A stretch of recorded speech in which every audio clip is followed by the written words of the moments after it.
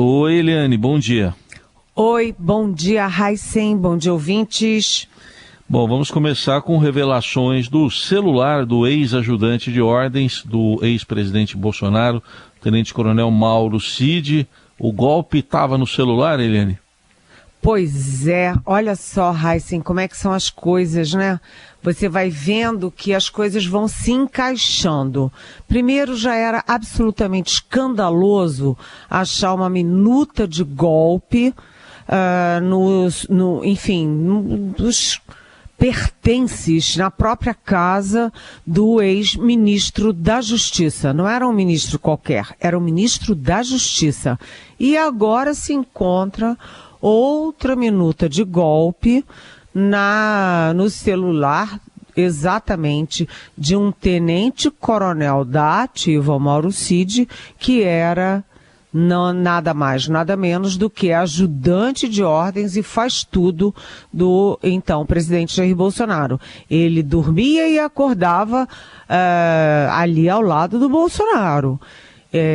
Então, você vai tendo a convicção, vai formando a convicção de que havia uma articulação de golpe de Estado, não apenas no governo Bolsonaro, mas dentro do Palácio do Planalto e no gabinete do presidente da República.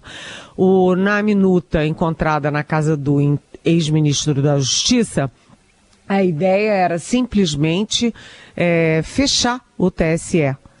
Fecha o TSE, cria-se uma comissão interventora com metade dela formada por militares, para impedir a posse do Lula e manter o Bolsonaro ilegalmente, criminosamente no poder.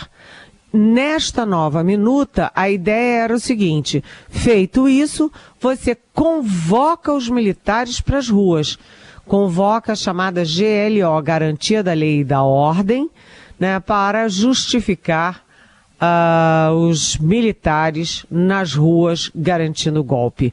Sabe, isso é de uma gravidade, de uma irresponsabilidade histórica, e não há nenhuma prova de que o Mauro Cid dividia pelas mensagens essa minuta e essas ideias e essas articulações com o chefe dele, o Jair Bolsonaro. Mas ninguém, em sã consciência, pode imaginar que o ajudante de ordem estava preparando um golpe nas barbas do presidente, ali ao lado do presidente, e o presidente não tem nada a ver com isso. Então o Mauro Cid vazava documento secreto, investigação secreta da Polícia Federal, e o presidente não sabia. O Mauro Cid mandava avião da FAB para São Paulo para botar a mão naquelas joias sauditas de 16 milhões e meio de reais, e o presidente não sabia. E as joias eram para ele, o presidente, e a mulher dele, a Michele Bolsonaro. Aí o Mauro Cid articulava toda aquela lambança em diferentes estados para garantir atestados falsos de vacinação para o presidente da República e para a filha dele. E o presidente da República não sabia. E aí o ajudante de ordens articulava um golpe dentro do gabinete presidencial e o presidente não sabia. Então, isso afunda ainda mais o tenente-coronel, que é da ativa, o Mauro Cid, mas isso vai expondo as vísceras do governo Bolsonaro e vai afundando também o Bolsonaro. Vai cada vez consolidando-se a ideia de que o Bolsonaro era o chefe, o mandante de um golpe de Estado no Brasil. Raíssen.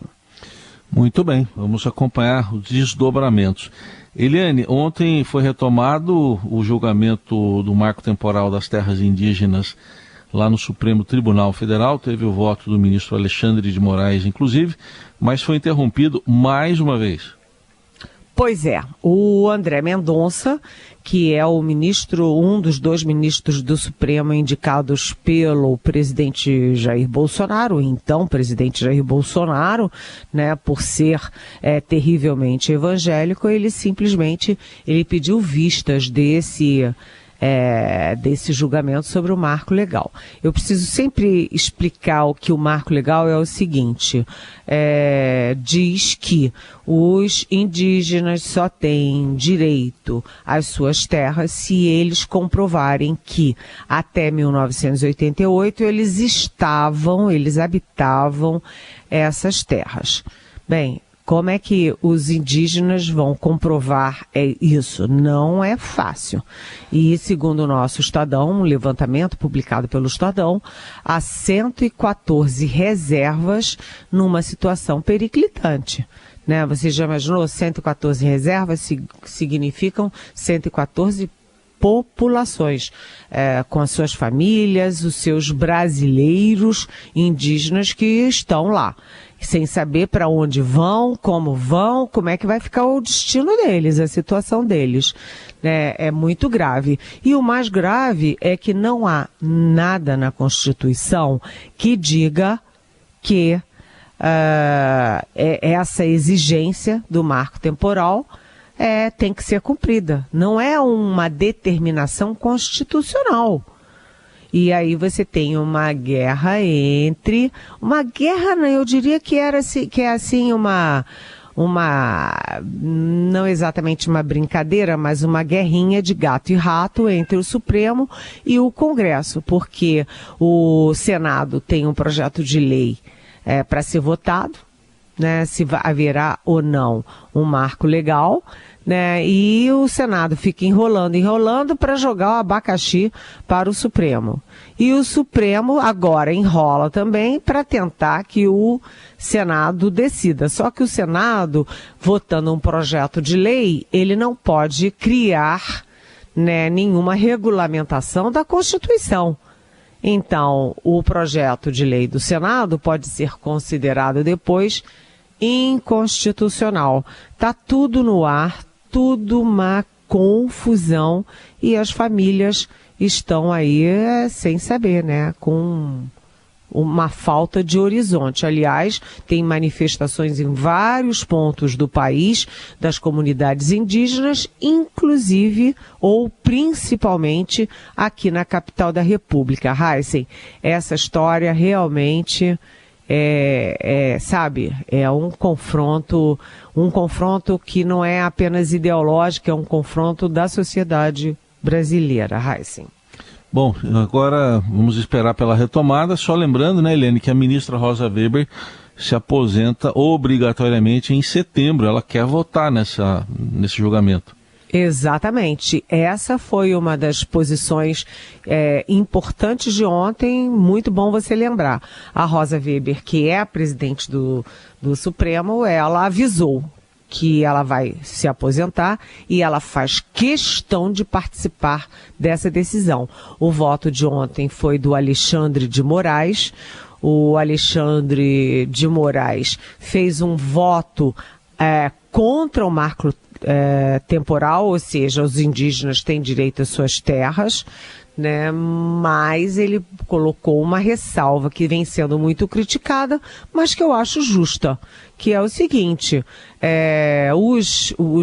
as comunidades pobres não indígenas que estão nessa região há décadas também não podem ser simplesmente expulsas e ficar o Deus dará.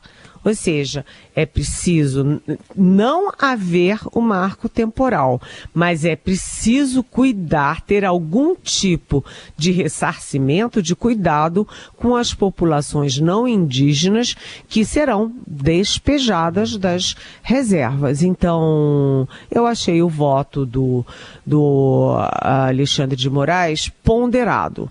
Né? Nem tanto ao mar, nem tanto ao ar, e cuidando também de outras comunidades que mesmo não sendo indígenas, são muito pobres, que dependem daquela terrinha para garantir o sustento das suas famílias, a sua própria sobrevivência.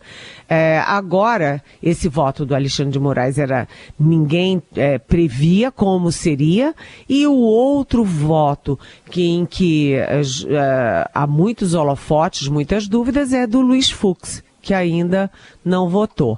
Mas a tendência do tribunal, e a gente sempre tem muita cautela em fazer previsões de resultado no Supremo, mas a tendência é de que o marco temporal não passe, ou seja, que as reservas indígenas tenham direito às suas terras, independentemente de ter que comprovar que estavam ali em 1988.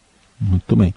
Nosso assunto agora é a reforma tributária. Ontem você já tinha comentado, né, Eliane? O texto que foi apresentado ainda não é o final, mas está bem encaminhado, só que já gerando as reações esperadas.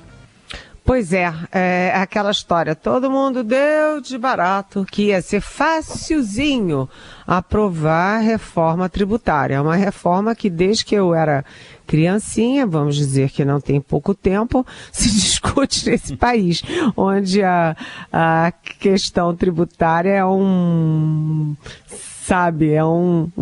loucura completa, né? Um emaranhado de coisas que se misturam, é uma confusão, e isso é um consenso. 100% dos especialistas dizem que o sistema tributário brasileiro é uma maluquice.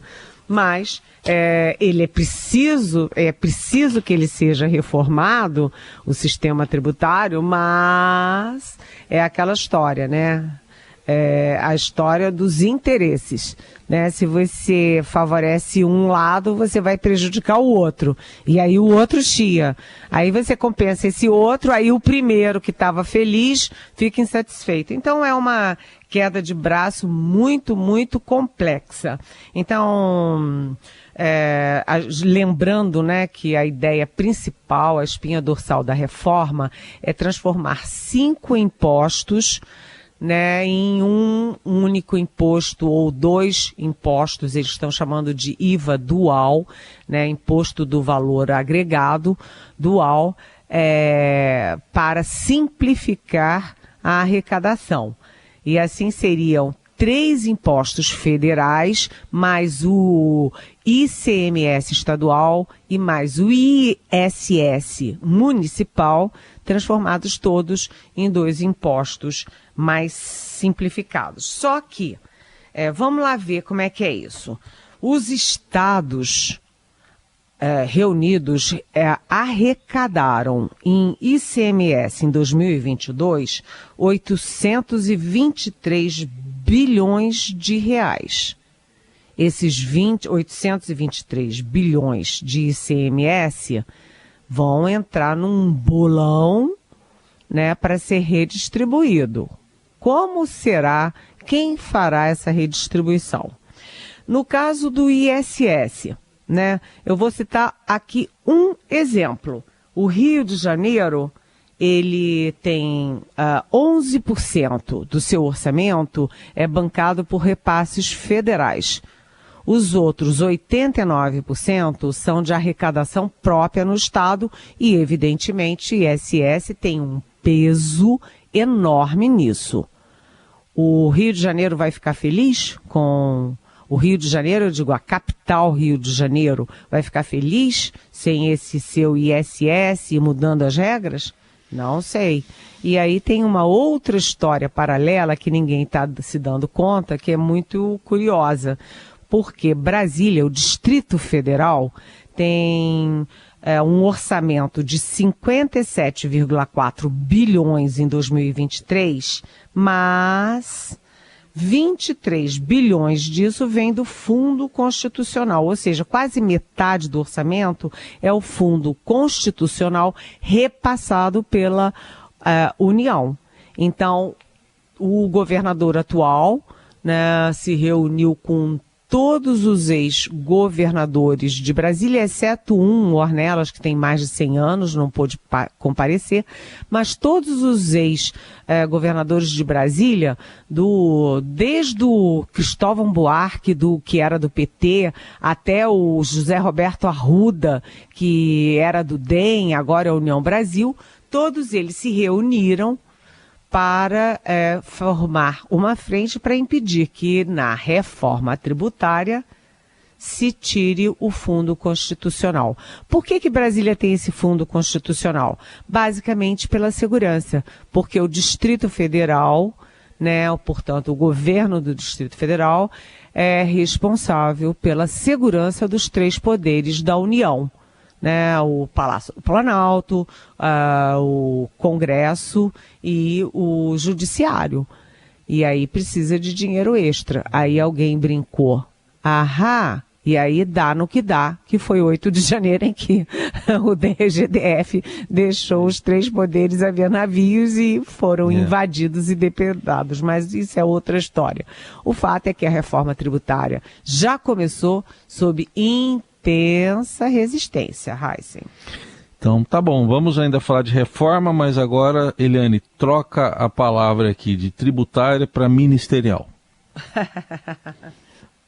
Pois é, Heisen? Você sabe que tá uma confusão danada. Por quê?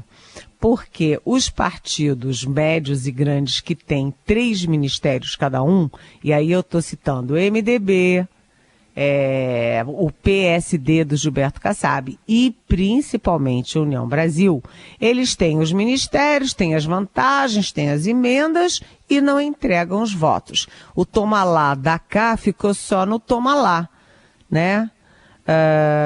porque o da cá nunca chegou.